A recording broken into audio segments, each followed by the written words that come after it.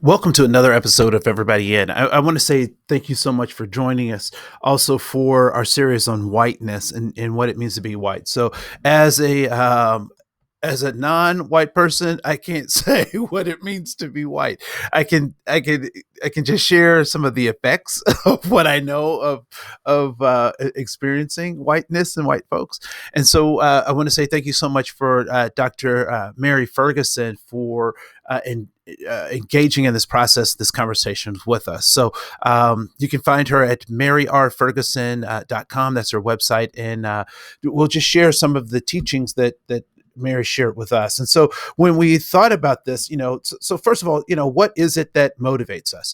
And so what we know is that there are things that drain us, and then there are things that actually encourage our participation. And so motivators that drain us are shame, fault, guilt, and blame. Right.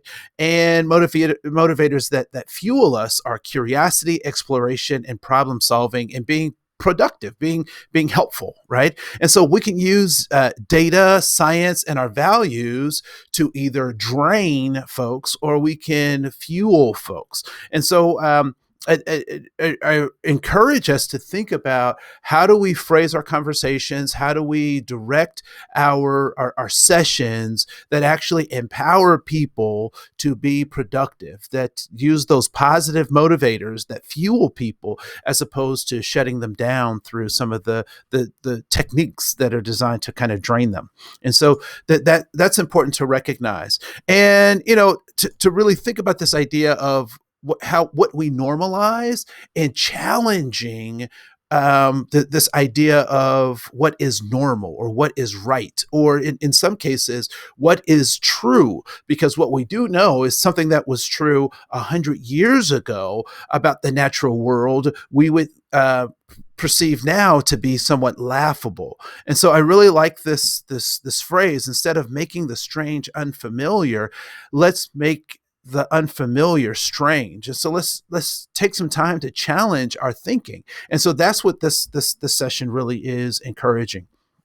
And so one of the things that is important for us to recognize is this idea, or the relationship between power and privilege. And people will say, I'm sure you've heard people say, I don't have any privileges. And particularly as a white male, as a white person, and a white Christian Protestant male, I certainly don't have privileges. And I like for us to go back to that previous quote that we just read, around making the strange familiar and the unfamiliar strange, or the familiar strange and the unfamiliar familiar. Because this idea that we don't have privileges is a misnomer, because we all have privileges. We have earned and unearned privileges, right? So those earned privileges are those ones that I've worked for through education, through discipline. You get those earned privileges. And so if you have earned privileges, can you have unearned privileges? Why, certainly you can have unearned privileges. And so that's important to recognize.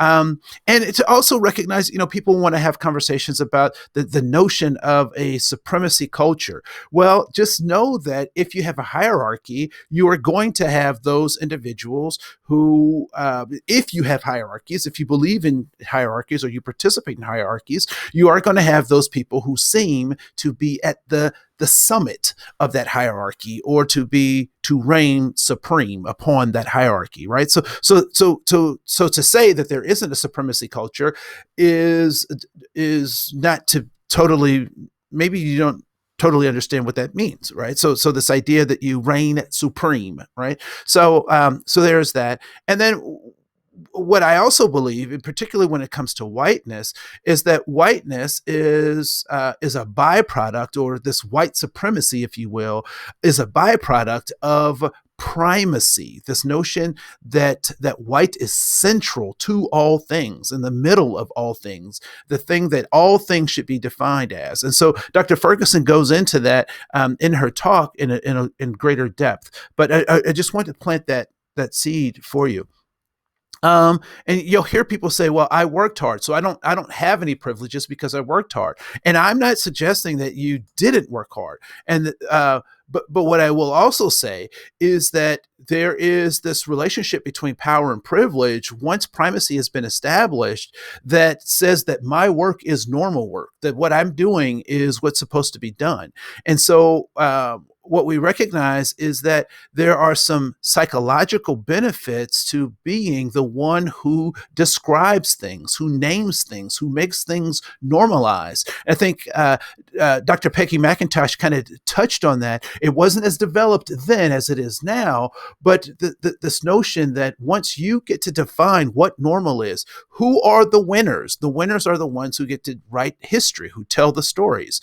And so when we think about that, we must recognize that, yeah, I did work hard, but that development is under a particular kind of context that oftentimes my people group have been able to decide and define. And then lastly is this idea of the primacy of norms, right? This notion that the rugged individual is the way that we're supposed to engage, and you're supposed to be your own person. That universalism is, let's treat everybody the same, but that has its pitfalls, right? This idea that things have to be perfect before we move on.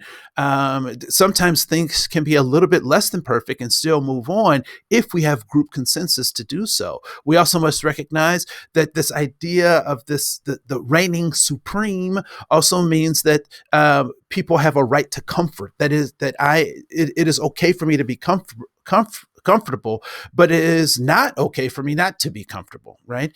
And then this idea that progression and moving bigger, faster, stronger is success, when in fact we know that oftentimes is not the focus. And then there's this leniency, this directiveness to really try to concentrate power, that my group or my way of seeing things is the way that I need to move and direct power.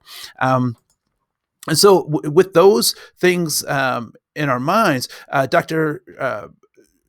Mary Ferguson asked us to do one last thing, which was to really think about and practice what we think about the world. And so one of the questions that she asked us to think about is, when did you first realize that you were a member of your own race? And what did that mean for you at the time? Right?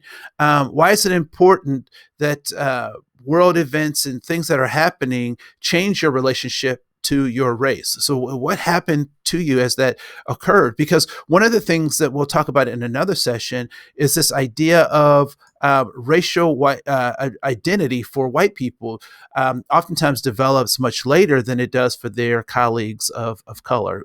But I don't want to trample over those conversations. We'll come back to those later. My name is Andre Koen. I want to say thank you so much for joining us in this particular episode of talking about whiteness, part 2, and we'll see you in the next class. And we look forward to seeing who you become. Thanks. See you soon.